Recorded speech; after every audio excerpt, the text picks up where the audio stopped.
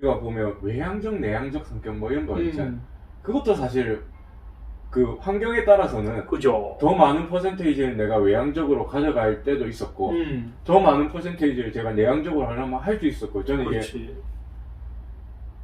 그죠. 그 옛날에 그 위에 있을 때 제가 이게 하도 그 뭐라 해야 되지 교사하면서 이게 그거 하니까 딴 쪽으로 자꾸 이게 생각이 자꾸 뻗치는 거예요. 그래서 돈을 딴 쪽으로 좀 벌어보고 싶기도 하고 그래서 이북을 한번 써봤었거든요. 내 책을.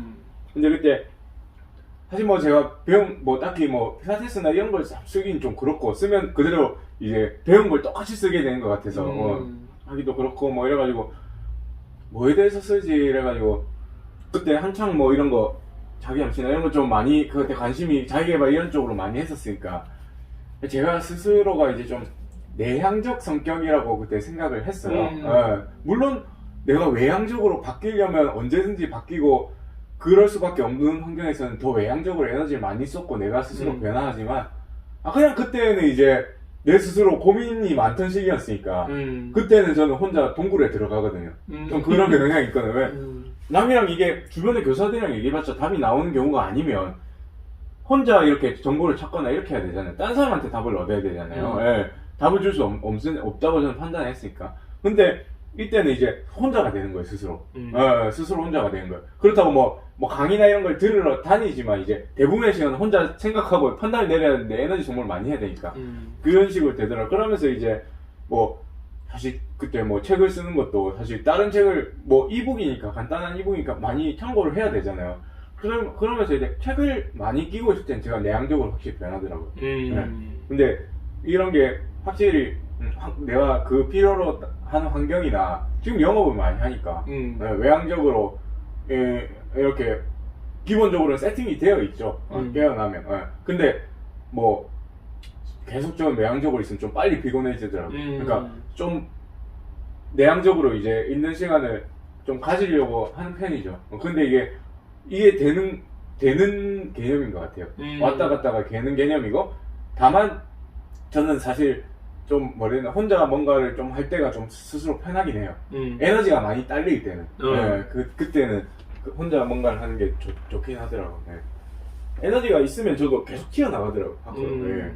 그렇더라고요. 근데 확실한 건 이건 왔다 갔다 할 수 있는 개념. 왔다 갔다 한다.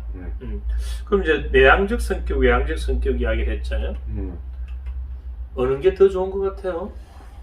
이걸 제가 느끼기에는 뭘 좋다고 할 수가 없는 것 같고 장단점이 있어요. 장단점이. 제가 내향적인 성격이 혼자 뭔가를 자꾸 생각하고 할 때는 뭔가 결과물이 나와요. 창조물이 나온단 말이에요. 뭔가 공부를 할 때 혼자 막 이렇게 하고 자꾸 막 혼자 고민하고 이렇게 좀 깊이 빠져들잖아요. 근데 사실 그때 누가 말 걸면 진짜 짜증이 나요. 짜증이 나고 이래 되고 막 그냥 혼자 이렇게 하다가 근데 뭔가 제가 확실히 발전이 돼 있어요. 예를 들어 지식을 뭔가 남한테 확실하게 깔끔하게 설명할 정도로 이걸 지식을 나화시킨다 해야 되나? 내면화. 자기화 시켜가지고, 체화 시켜가지고 조금 걸러서 나오는 거죠. 이런 식으로 이런 식의 과정이 많이 진행이 되더라고요. 그 과정 속에는. 대신에 이제 좀 외부 활동으로 인해 얻는 어떤 즐거움이나 활발함, 그런 것들은 좀 사람한테도 에너지를 얻을 수 있거든요. 혼자 있으면서 얻을 수도 있지만. 그렇지. 이거 내가 이렇게 내 걸로 만들어서 이거를 어떻게 다른 사람한테 알려주거나 이렇게 만든 걸 내가 이게 해냈구나 이걸 느꼈을 때 에너지가 솟아나긴 하잖아요. 에너지 물론 쓰지만 솟아나기도 하잖아요. 결국에는. 근데 외향적인 거 같은 경우는 분명히 이제 다른 사람이랑 얘기하면서 새로 알게 됨으로써 얻는 장점들이나 그리고 대화한다는 것 자체가 에너지를 교류하는 거니까 사실 이러면서 얻게 되는 것들이 있어요. 물론 이제 그 뭐 에너지 레벨이나 그 사람의 스테이트 상태에 따라서 좀 다르긴 하지만 그 사람의 상태가 적어도 내 정도는 맞춰져야 이게 그 뭐 에너지 이동 보존의 법칙이 있잖아요. 오더라고요. 적어도 내 정도는 맞춰져야 같은 수준은 돼야지. 만약에 이 사람이 떨어져 있으면 제게 가더라고요. 근데 어쨌든 이런 어느 정도 내가 이 사람한테 배울 게 있다는 전제하에 내가 이렇게 대화를 하면 주고받는 게 있더라고요. 확실히 서로 있고 대신 이게 습관적으로 이게 사람을 쓸데없이 만나는 거에만 치중하는 거? 어. 그러면 에너지가 뺏기더라고. 외향적인 모드로 저를 둘 수도 있고 내향적인 모드로 둘 수는 있는데 확실한 건 이게 왔다 갔다가 잘 안 돼요. 하루 안에 그걸 왔다 갔다 하기가 쉽지가 않은 것 같아요. 내가 영업을 요번 주에 확 하겠다고 했는데 그 영업하는 동안 공부가 잘 안 돼요. 제가 영업 시작하기 전에 공부 많이 했거든. 혼자서 뭐 부동산도 많이 하고 뭐 주식도 많이 보고 했는데 사실 지금 이게 조금씩 지금은 또 이제 영업을 조금은 필요한 정도만 하니까 사실 컴퓨터 앞에 앉아서 뭐 이렇게 공부하는 게 조금 되긴 하는데 쉬는 것도 좀 되기도 하고 혼자 있는 게. 근데 영업을 할 때는 잘 안 되더라고요. 그 모드로 맞춰 놓으면 한 번 바꾸기 또 바꾸는데 에너지가 들더라고요, 사실.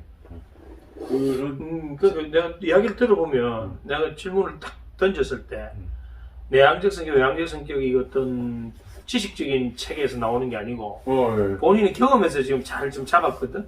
그렇죠. 저는 경험이죠. 예. 경험이죠. 그게 아주 소중한 거예요. 소중한 거죠. 소중한 거죠. 왜 이제 내가 그걸 지금 이야기를 하느냐면 사람들이 타고난 성향은 분명히 있어요. 내향적이냐 외향적이냐는 성향은 있어요. 달라요, 사람이. 있는 것 같아요. 네, 있는데 완벽한 100% 내향은 존재하지 않고 맞아요. 100% 외향도 존재하지 않아요. 맞아요. 내향 속에 외향이 있고 외향 속에 내향이 있는데 맞아요. 그러면 우리는 옛날에 어떤 사고방식 패턴은 뭐를 어떻게 왜곡시키냐면 외향적인 성격은 아주 바람직하고 모범적인 거고 내향적인 성격은 발달이 느리고 뭔가 어둡게 본 거예요. 사실은 너무나 무식했기 때문에 그러한 관점을 가질 뿐이고 내향적인 성격이 갖고 있는 장점이 있고 맞아요. 외향적인 성격이 갖고 있는 장점이 있는 거예요. 맞아요. 그런데 그걸 우리는 사회화 과정에서 전부 다 획일화된 교육을 통해서 맞아요. 모두를 외향적으로 계속 끌고 가려고 하다 보니까 내향적 성격을 가진 이러한 사람들이 성장 발달 과정에서 너무나 손해를 많이 보고 맞아요. 이건 아주 데미지를 입는 정도죠. 맞아요. 데미지를 입는 정도. 네. 맞아요. 근데 그 상태에서 내가 뭔가 문제가 있는 것 같이 맞아요. 바라보게 되고 맞아요. 그런 과정이 계속 반복되면서 자기 상실이라는 걸 겪게 되고 맞아요. 자의식이 지나치게 발달되어 버리면서 맞아요. 남의 눈치를 계속 봐야 되고 맞아요. 내향적 성격은 원래는 이 뇌에서 작동 시스템이 외향적 성격하고는 달라요. 맞아요. 내향적 성격은 뭐냐면 하나가 뭐가 들어오면 이걸 다양한 각도에서 분석하고 뇌의 회로를 더 많이 연결해 가지고 맞아요. 이걸 결과를 좀 더 심도 있게 한 번 더 점검해가 맞아요. 완벽한 걸 뭔가 만들어서 내고자 하는 그 시스템을 가동시키기 때문에 외향적 성격에 비해서는 어떤 사고나 어떤 이런 판단하고 결단하는 게 좀 느리다 이 말이에요. 맞아요. 그러면 느리면 그 느린 걸 우리는 봐줘야 되고 기다려줘야 되고 그걸 본인의 특성이라고 우리는 코칭을 해줘야 되는데 너 왜 대답 빨리 안 해? 너 왜 그렇게 머뭇거려? 이런 식으로 몰아붙여 버리니까 그 천재성을 바보로 만들어버렸단 말입니다. 맞아요. 그럼 우리 외향적 성격도 마찬가지예요. 외향적 성격 자체가 갖고 있는 장점이 생각이 내향적 성격보다는 짧으니까 단순하게 빠르게 반응할 수 있으니까 어떤 기민함을 갖고 있고 또 복잡하게 감정적인 부분 다 안 거쳐도 되니까 외부적인 어떤 표현이 아주 심플하게 대범하게 그리고 자기 자신의 현재 떠있는 그 상태에서 바로바로 반응할 수 있는 상태가 되니까 걸림돌이 많이 없다 이 말이죠. 그럼 그 성격이 갖고 있는 걸 장점인데 그걸 또 너무 나댄다. 너무 산만하다. 너무 별나다. 이런 식으로 또 부정적으로 비춰서 길을 꺾으려고 한다 이 말입니다. 그러면 그걸 우리는 내향적 성격이 갖고 있는 장점을 살려서 이것을 자기 안에서 외향적으로 표출할 수 있는 것을 훈련을 시켜준다면 맞아요. 내향적 성격을 갖고 있는 이 사람들은 대부분 엄청난 자원을 많이 갖고 있는 사람이에요. 맞아요. 그래서 나중에 이제 이 사람들이 성인이 된 이후에 자기 스스로 내 이 내향성을 사회화시켜가는 과정에서 그 껍질을 깨가 스스로 나오는 거예요. 맞아요. 그때 이 사람들이 하는 말이 공통적인 게 뭐냐면 난 과거에 내향적이라서 남들 앞에서 발표도 못하고 발표 못하는 사람이 어디 있어요. 그렇게 만드는 게 그 어른들이 그렇게 만들었을 뿐인데 그 사람들이 가로는까 자신의 그 껍질을 깨고 나왔을 때 이 사람들이 주로 어떤 직업의 내향적 성격을 가지고 있으면 많느냐면 대학 교수들, 그 다음에 CEO들, 어떤 이런 리드 그룹에 있는 사람들이 대부분 맞아. 내향적 성격을 갖고 있단 말이에요. 맞아. 근데 그 사람들이 사회에서 볼 때는 전혀 내향적으로 안 보여요. 맞아. 왜냐? 자신의 안에 그 내향성이 무르익어가지고 외부로 표출될 때 이미 자기 자신으로서 표출되니까 당당함이 묻어있고 거기에 대한 끊임없는 긍정적 피드백이 들어가서 자기 자신으로서 이제 나오는 거예요. 그렇다면 우리는 내향적 성격을 가졌던 외향적 성격을 가졌던 자기 자신으로서 성장할 수 있는 그런 경험을 시켜줘야 되고 또 성인이 된 이후에도 자기 자신으로 살아갈 수 있는 그걸 만나게 해줄 수 있는 어떤 거는 교육과 코칭이 들어간다면 누구든지 자기 성격을 얼마든지 좋은 쪽으로 활용할 수 있다. 그래서 우리는 이런 코칭을 뭐냐면 요즘은 성격 코칭이라고 이야기하기도 해요. 그 성격에 맞는 그런 맞춤 코칭이죠.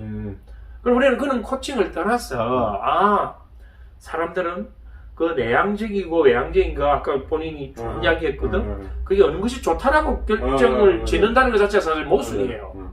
좋고 나쁨이 있는 게 아니에요. 맞아. 그러면 나는 알아야 돼.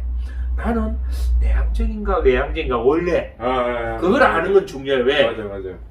내가 내향적이라면 나는 이런 특성이 있구나라고 인정하고 수용하고 나의 쿠션을 만들어야 된다 이 말이에요. 맞아.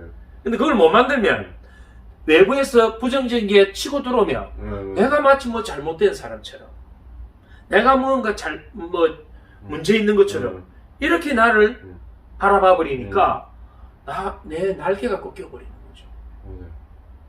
그리고 그럼 얼마나 많은 사람들이 자신의 어떤 타고난 이 성격을 잘 모르고 그거에 대해서 부정적인 피드백에 의해서 삶의 걸림돌을 얼마나 많이 갖고 있을까요? 그렇죠. 삼성의 이건희 회장 같은 경우는 외향적일까요? 내향적일까요? 타고난 성향은? 내향적이죠. 그러면 지금 현재 지금은 이재용 씨인가? 네. 그분은 내향적일까요? 외향적일까요? 딱 봐도 내향적이죠. 내향적이죠. 그분은 그런 분들은 지금도 그 내향성을 드러내고 있어요.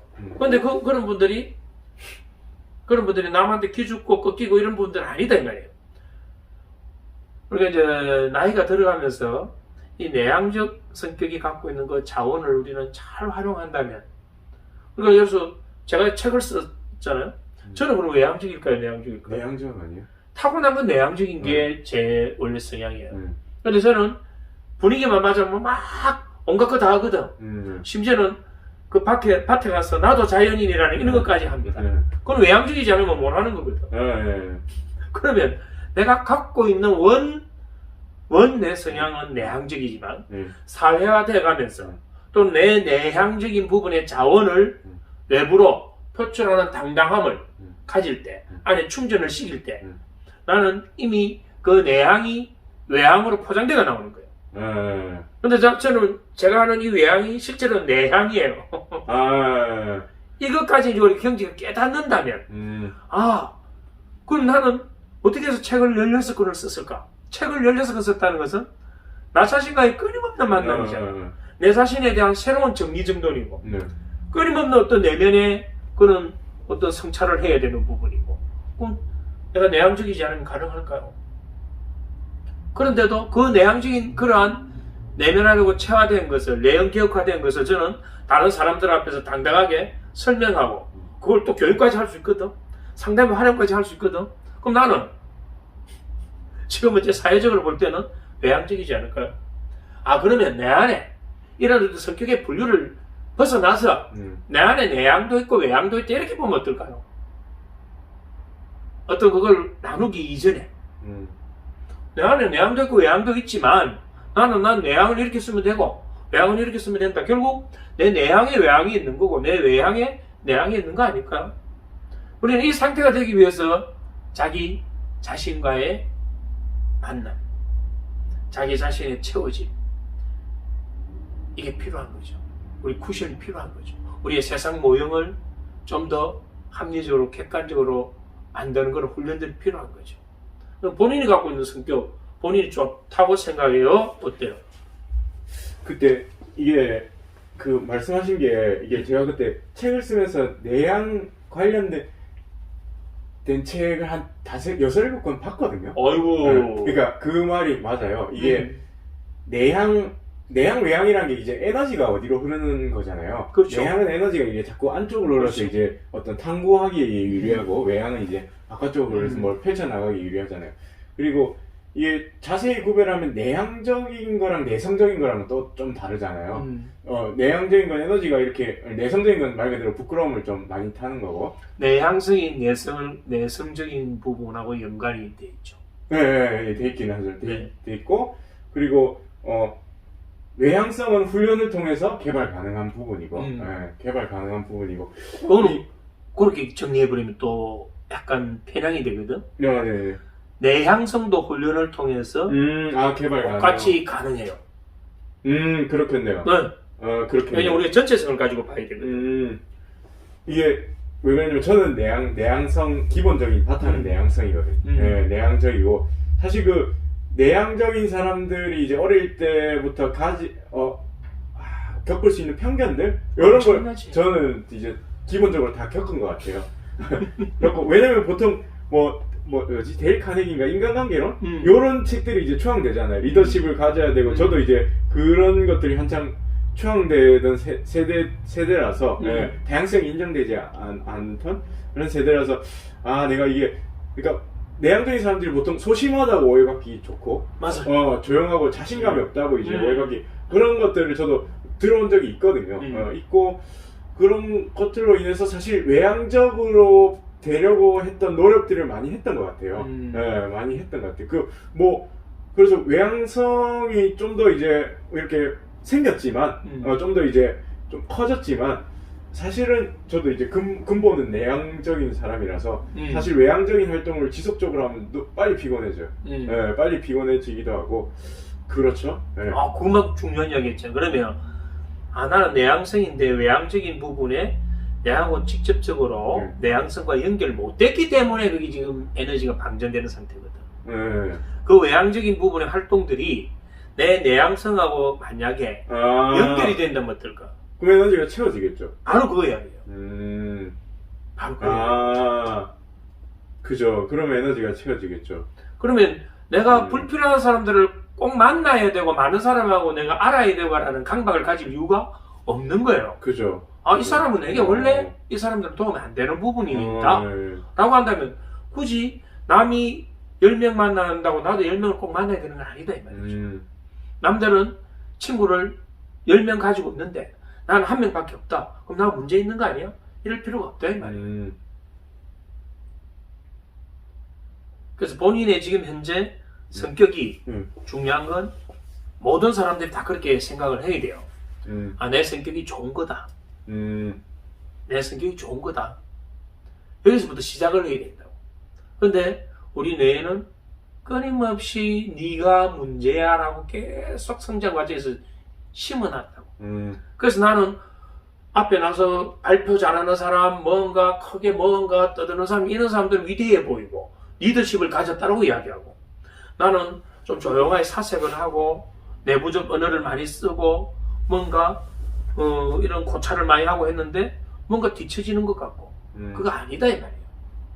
우리는 그렇게 드러나 있는 것에 대해서 너무 치중하다 보니까 우리 내면에 갖고 있는 이런 가치들을 많이 무시했던 아까 얘기한 데일 카네기 같은 경우는 뭐냐면 거기에 대한 어떤 지금 국내에도 그런 훈련 프로그램이 많이 들어가 있잖아요. 그게 뭐냐면 미국은 심리학의 주류가 뭐냐면 행동주의 심리학이에요.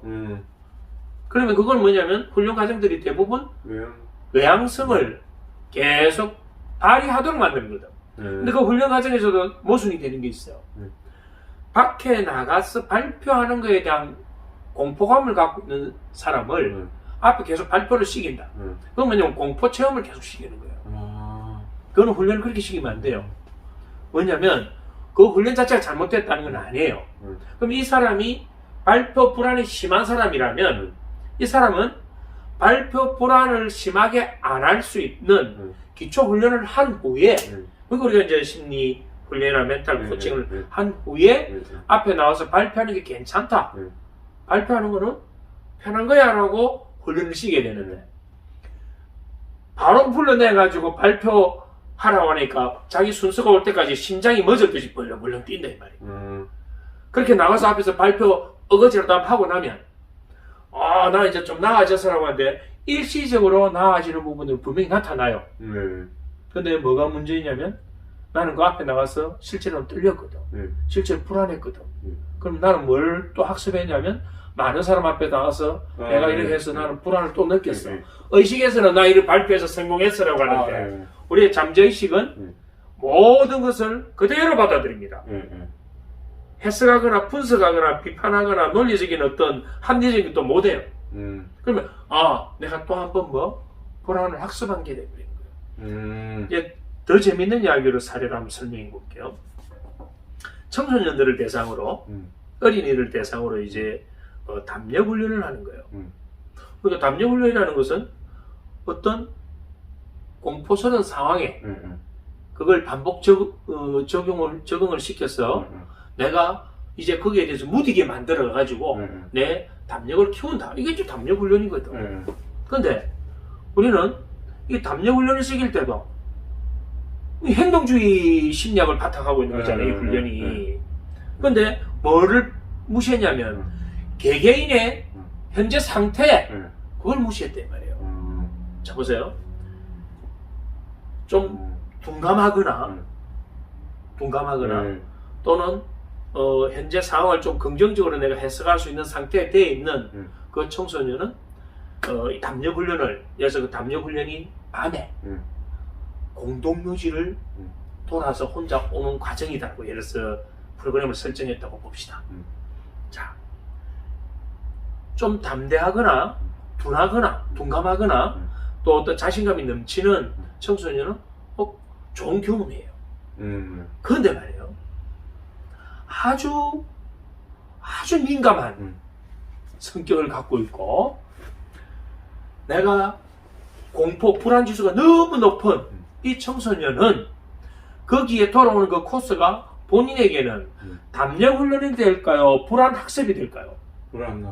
불안 학습이 되는 거예요.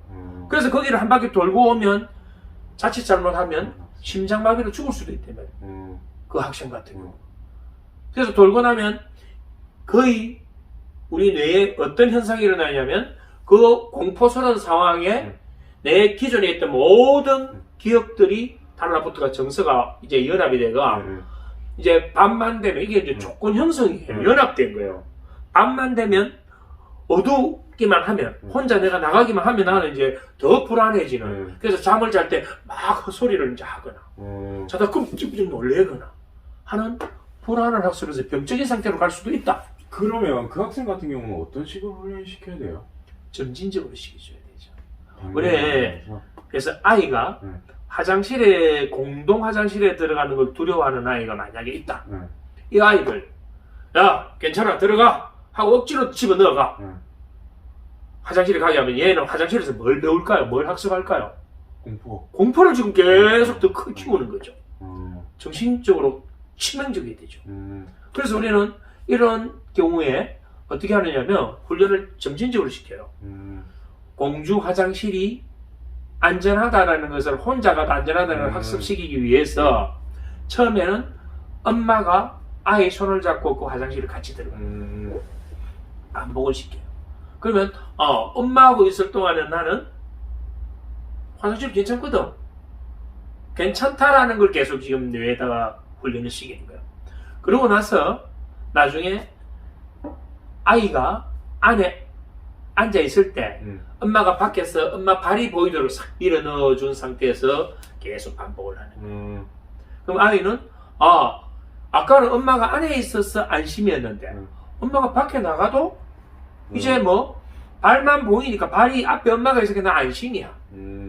이제 화장실 안은 안전한 공간이 됐어요. 그 안에 지가 앉아있는 변기주 안쪽은. 그 다음에는 뭐냐면 엄마가 발이 안 보이는 상태에서 목소리만 들려주는 거예요. 얘는 이제 엄마 발이 안 보여도 이제 안전해 괜찮아. 그 다음에는 뭐냐면 엄마가 화장실 밖에서 이야기를 하는 거예요. 그러면 얘는 뭐냐면 엄마가 나를 지켜주고 있다. 근데 엄마는 어디 있어? 화장실 밖에 있잖아. 화장실 안은 이제 지 혼자 있거든. 응. 그래도 얘는 뭐라고 느낄까요? 어, 안전하다. 엄마와 함께 있다. 음. 계속 조건 형성을 시키는 거야. 이게 조건 형성이거든. 네. 그럼 얘는 불안을 학습하는 게 아니고 이제는 안전함을 계속 학습하죠. 그러고 나서 이제 간헐적으로 한 번씩 엄마가 이제 멀어지는 거예요. 화장실 멀리서 목소리만 한 번씩 들려주는 거예요. 이런 식으로 단계별로 점진적으로 쭉 가면 이 아이는 나중에 화장실 혼자 가는 게 아무렇지도 않은 거예요.